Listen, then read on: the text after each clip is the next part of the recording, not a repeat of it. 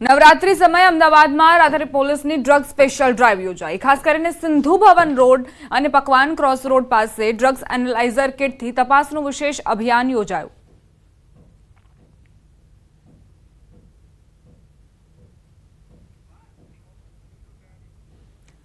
અમદાવાદમાં CID ક્રાઇમે drugs ઝડપ્યું। Lal Darwaja બાવા લતીફની ગલીમાં ઘરમાંથી ડ્રગ્સ ઝડપાયું। 1.53 લાખના 15.33 ગ્રામ એમડી ડ્રગ્સ સાથે એકની ધરપકડ।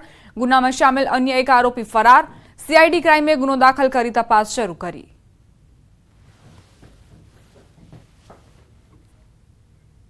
નવરાત્રીના તહેવારને લઈને સુરત શહેર પોલીસ દ્વારા સુરક્ષા વ્યવસ્થા વધુ મજબૂત કરાઈ છે। ત્યારે અલગ અલગ ડ્રાઈવ યોજીને ચેકિંગની કામગીરી હાથ ધરાઈ, જેમાં ખટોદરા પોલીસે 3.11 ગ્રામ એમડી ડ્રગ્સના મુદ્દામાલ સાથે 2 ઈસમોને ઝડપી પાડ્યા। ખટોદરા પોલીસ સ્ટેશનના સ્ટાફને બાતમી મળી હતી કે એક ઈસમ ઉધના મગદલ્લા રોડ નવજીવન સર્કલ પાસે કાળા કલરની કારમાં એમડી ડ્રગ્સ સાથે ફરી રહ્યો છે, જેના આધારે પોલીસે કારને રોકી તપાસ કરતા જેમાંથી 3.11 ગ્રામ ડ્રગ્સ, રોકડા 2,16,000 તેમજ એક વજન કાંટો સહિત 15 લાખથી વધુનો મુદ્દામાલ જપ્ત કર્યો।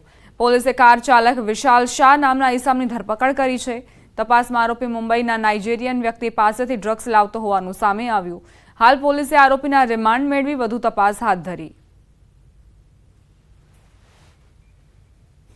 मगदल्ला रोड पे नवजीवन सर्कल के पास में गाड़ी को ट्रैक किया गया और जब गाड़ी की तलाशी ली गई तो उसमें 3.11 ग्राम एमडी ड्रग्स मिला, जिसकी कीमत 31,100 रुपये जितनी है। इसके अलावा उसमें 2,16,000 रुपये रोकड़ और एक इलेक्ट्रॉनिक छोटा कांटा जो सोने की दुकान वाले हैं वो सोना चांदी का वजन करने के लिए काम में लेते हैं, वैसा एक छोटा वाला इलेक्ट्रॉनिक कांटा मिला। तो बाद में जो व्यक्ति अंदर था गाड़ी में वो विशाल प्रकाश चंद्र शाह है। ये रांदेर का रहने वाला है और वहाँ पे एचपी गैस की एजेंसी चलाता है। समाचार नवसारीથી પ્રાપ્ત થઈ રહ્યા છે। ગાંજાની ખેતી કરતા શખ્સની ધરપકડ કરાઈ છે। ખેરગામના ઢોલંબર ગામે છોડ ઉગાડ્યા હતા। ઘરની પાછળ 15 જેટલા છોડ ઉગાડ્યા હતા। એસઓજીએ 54,000નો મુદ્દામાલ કબજે કર્યો। એસઓજીએ તપાસ કરતા કારસ્તાન ખોલ્યું। એનડીપીએસના ગુનામાં પોલીસે એક આરોપીની ધરપકડ કરી છે। એક મહિનામાં બીજી વખત ગાંજાની ખેતી કરતા ઈસમની પોલીસે ધરપકડ કરી છે।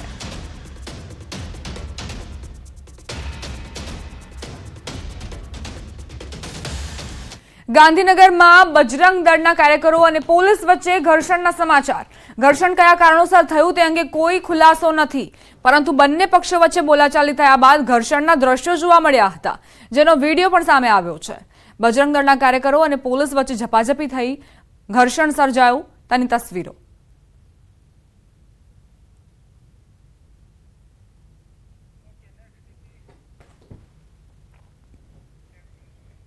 અમદાવાદ શહેરમાં પોલીસની ઓળખ આપી લોકો પાસેથી રૂપિયા પડાવતા 2 આરોપીની ધરપકડ કરાઈ છે। ક્રાઇમ બ્રાન્ચે 2 આરોપીઓને ઝડપી 1 લાખથી વધુનો મુદ્દામાલ કબજે કર્યો। બીજી તરફ આરોપી અગાઉ 13 જેટલા ગુનામાં સંડોવાયેલ હોવાનું સામે આવ્યું। આ બંને ભેજાબાજો પોલીસની ઓળખ આપી અમદાવાદના એક યુવકને ડરાવી રૂપિયા પડાવતા 2 આરોપી ઇમરાન પઠાણ અને ભરત કોષ્ટીની ક્રાઇમ બ્રાન્ચે ધરપકડ કરી।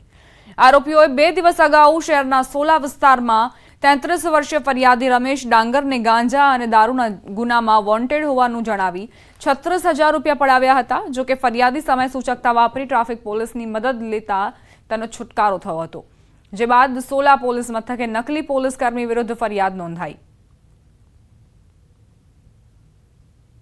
રિંગ રોડ પર આ લોકોએ આજે ફરિયાદીશ્રીને રોકી અને ભાઈ તું અગાઉ દારૂ અને ગાંજાના કેસમાં ભાગતો ફરે છે, તો અમે પોલીસ છીએ અને તારી પાસેથી તને ધરપકડ કરવાની છે।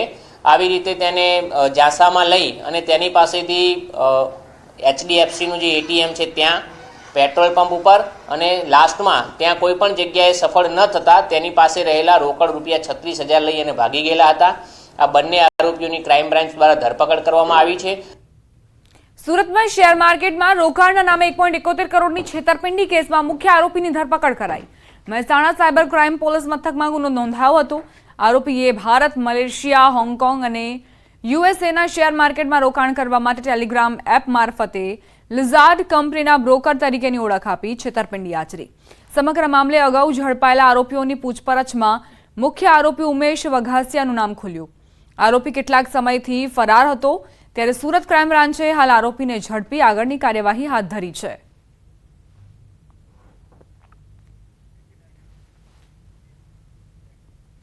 ગુજરાતના પનોતા પુત્ર દેશની સેવા કરતા શહીદ થયા. મૂળ બનાસકાંઠાના વડગામના પેપોડ ગામના બીએસએફ જવાન કોલકાતાના કૂચ બિહારમાં શહીદ થયા. શહીદ વીર જવાન અંકિત પ્રજાપતિ 2021માં 45 બીએસએફ બટાલિયનમાં કોન્સ્ટેબલ તરીકે જોડાયા હતા. આજે શહીદ જવાનના પાર્થિવ દેહને પોતાના વતન પેપોડ મુકામે લવાશે. 24 વર્ષીય જવાન શહીદ થતા સમગ્ર પંથકમાં ગમગીની છવાઈ છે.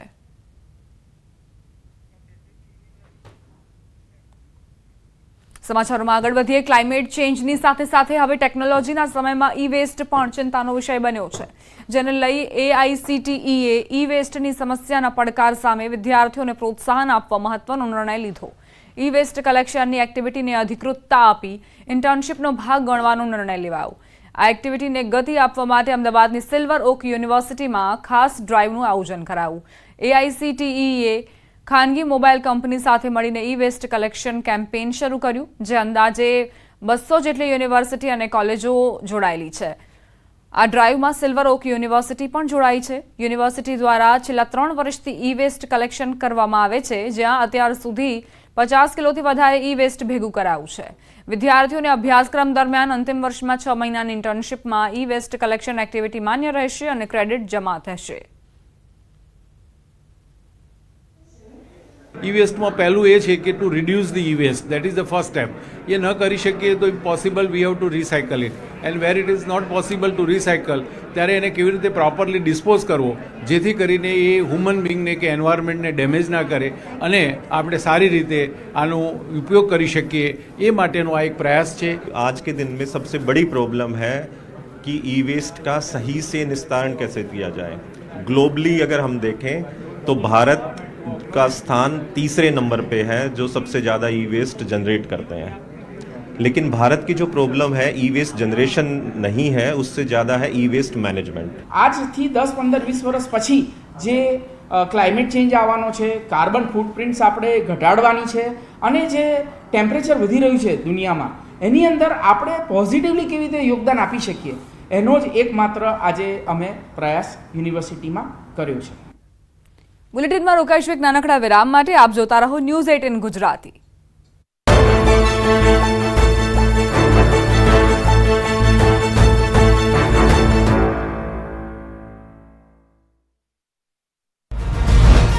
આવી નવલા નોરતાની રાત, તમારી શેરી ગરબાના રંગ ન્યૂઝ 18 ગુજરાતીને સંગ.